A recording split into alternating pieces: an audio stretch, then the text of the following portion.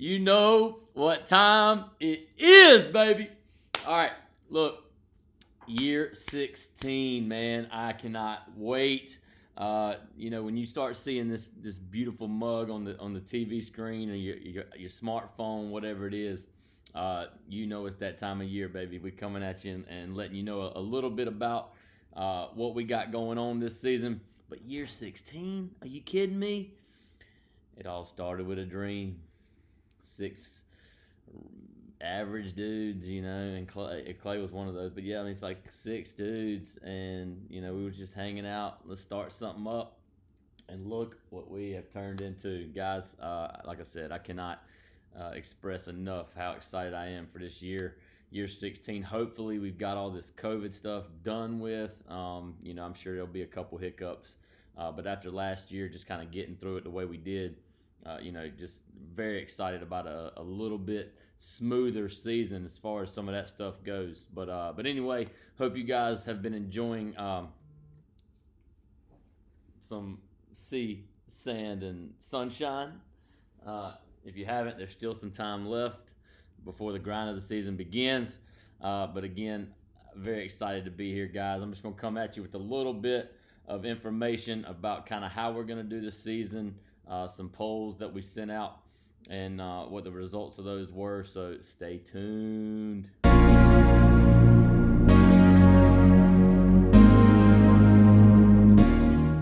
right, just going to talk a little bit about the polls that I sent out. It's not as many as it usually is. Sometimes I bombard you guys with polls and questions about kind of how things, how you guys feel about things. But anyway, we settled on a couple things, which is great. Our golf commish for this year is a new one. We've got AJ. I have been in contact with him. He is very excited about the opportunity to lead and manage the Musty Taint Open. So congrats to him on winning that poll. It says a lot about you and what us guys think about you, and we know you'll do a good job. And very excited about having another season of that. Just kind of great way to kick off things, in my opinion. This year we will be doing it all in one day, because of scheduling and things like that. But I think we can do it. Okay, and let's be honest, the last couple years we've all dialed it back a little bit. It's not nearly as much shotgun mulligans going on, and so I think we can pull it off and still have our wits about us. To do the draft later that evening. We'll also have Carrie as our auctioneer, so that will give Commishi an opportunity to drink a little bit more and also, kind of look over the rosters and then look over the guys that are still available. So yeah, that's very nice. So look out, guys, look out. The other one I sent out was for the buy-in. Now, what we did, we had a tie. We had a 200 is what we were doing, and so we had a tie with 200 and 250. The other option, which I think maybe one person voted for, was 225. So what I've done is I think we're just going to settle in the middle there at 225.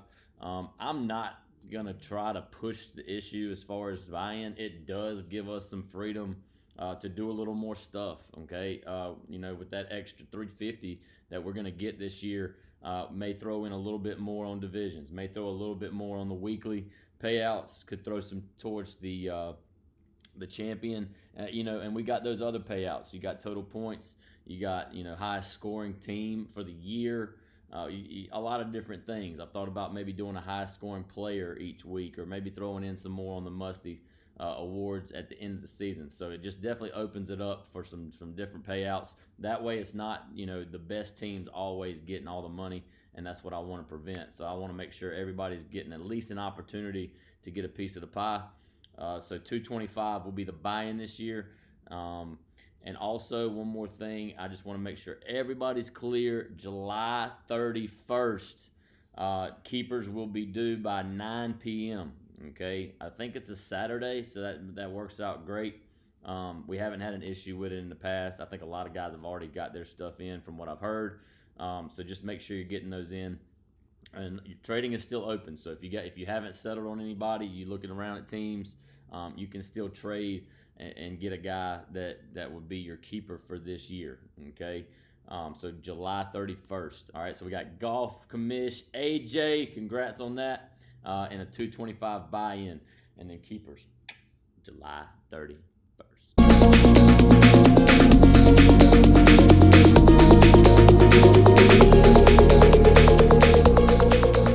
All right, so this season, okay, the NFL likes to keep me on my toes. I like it sometimes.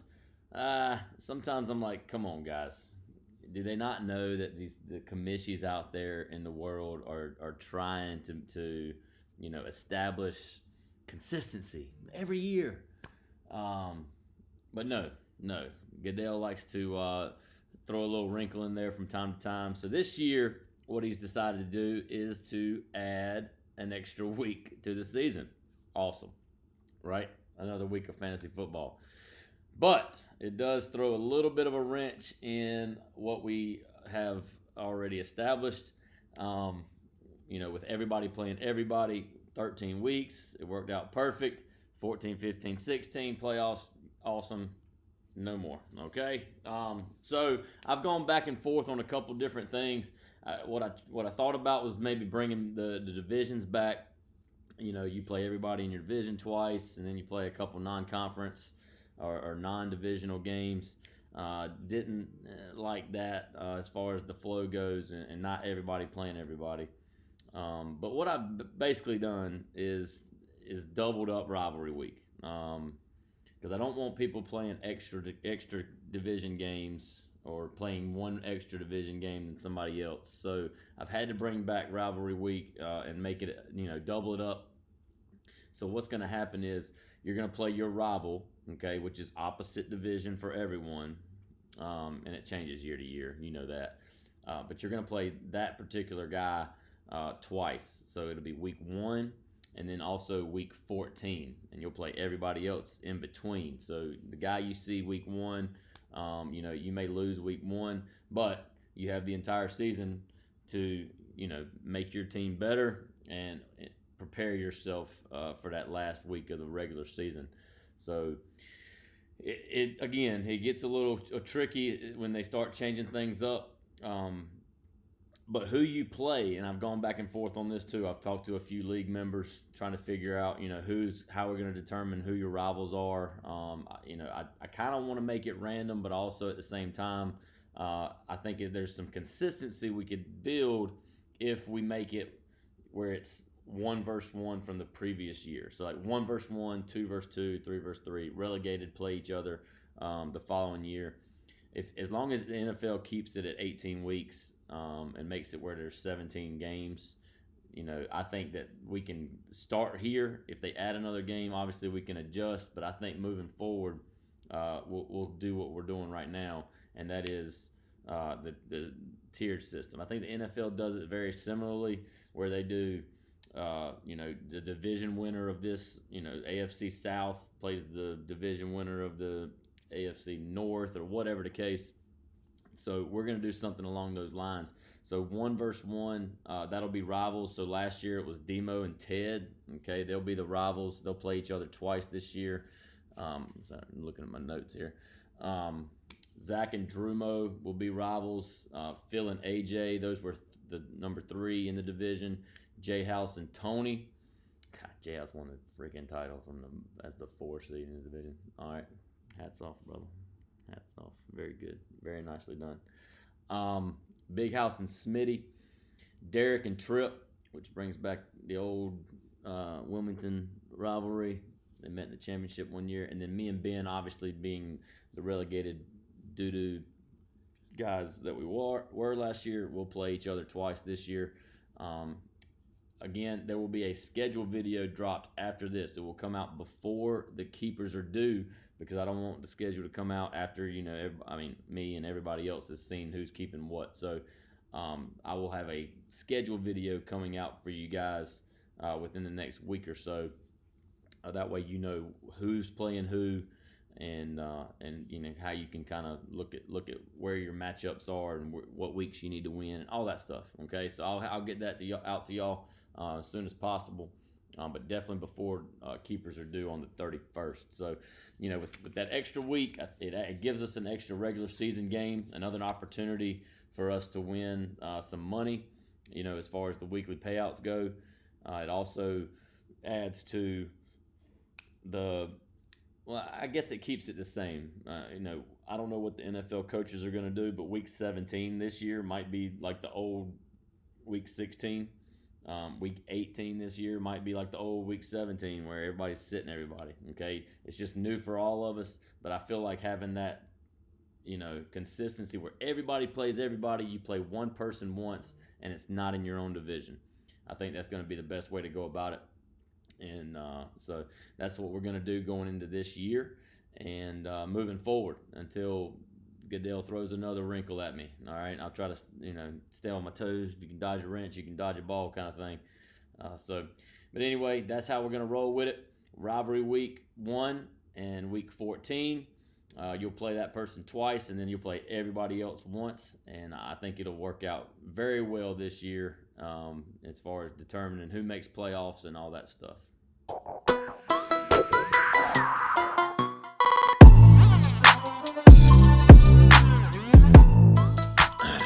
right, guys, I just want to close out with a couple different things so everybody's on the same page. Hopefully, if you've watched this throughout, and you have this for your record, so you know. We've touched on it before. Back during the rookie draft, we talked about how much you can acquire, going into next year, and I think we've talked about it quite a bit actually in the off season. But in the past, you could acquire $40. To go into next year, whether that be at the trade deadline, anytime throughout the season, you could acquire up to $40, and you still can. As of right now, you can still acquire up to $240 total going into the draft on August 21st. But once the draft hits, we will drop that down. We're going to drop it down $15 to $25 is the most that you can acquire. So $225 is going to be the most that you can go into a draft day on moving forward. I think that eliminates a little bit of the craziness at the trade deadline. It's not that I don't like it. It's just that I don't, and I'm guilty of it. Hell, I mean, I tried to get as much as I could last year, and I just think that it's time to drop it down a little bit, and I think it will only benefit the league, and that's the only reason I do things. So moving forward, you can only acquire $25 going into the draft. I think that brings a little bit more parity from year to year also. What I don't want to see is it's not automatic, but I don't want to see it go from, you come in last one year, you're first or second next year. I just don't want to see that year in and year out. So I think dropping it down to 25 will limit that a little bit, and also it will make you kind of decision-wise, how much is it really worth to either tank at the end or go for it at the end. So I think it definitely benefits the league to make it where it's only $25 that you can acquire.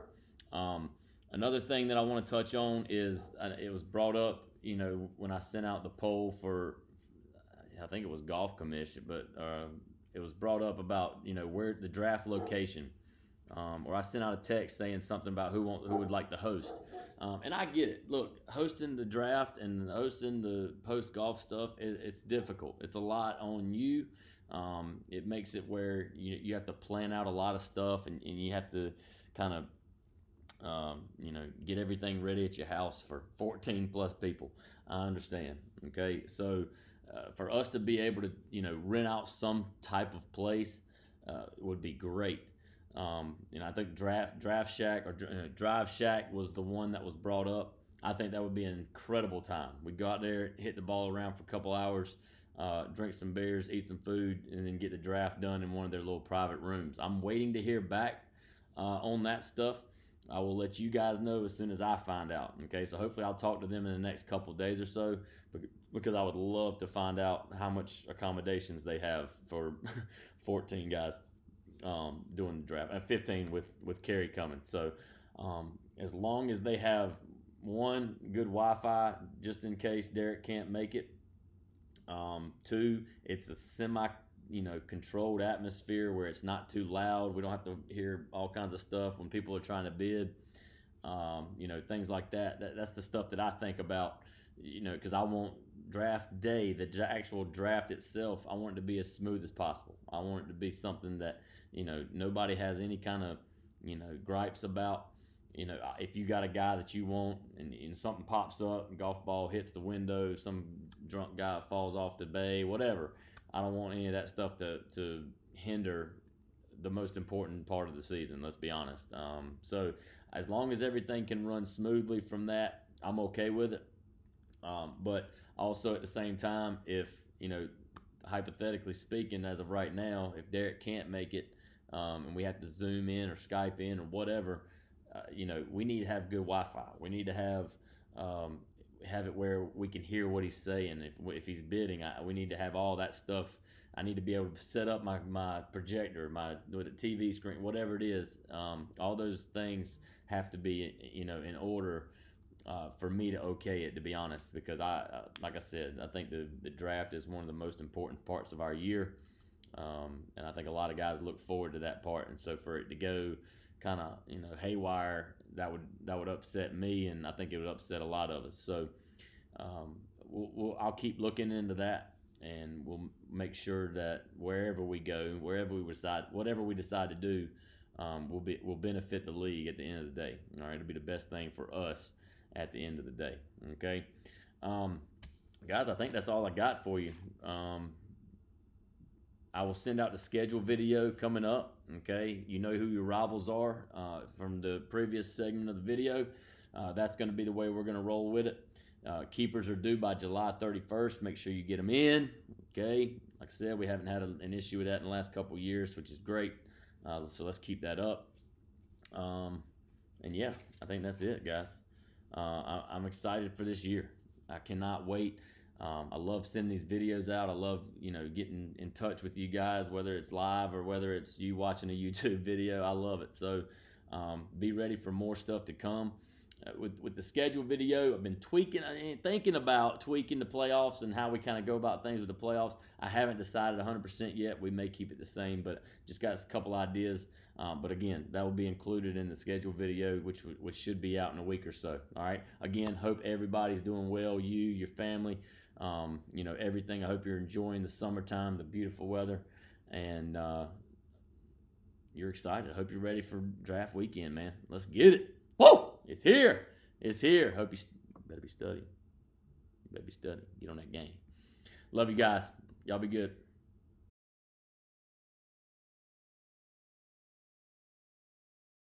Brady, can you believe these guys actually think they have a chance this year?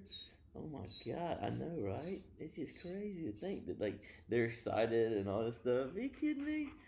Oh my God. Oh man. Oh, oh, oh.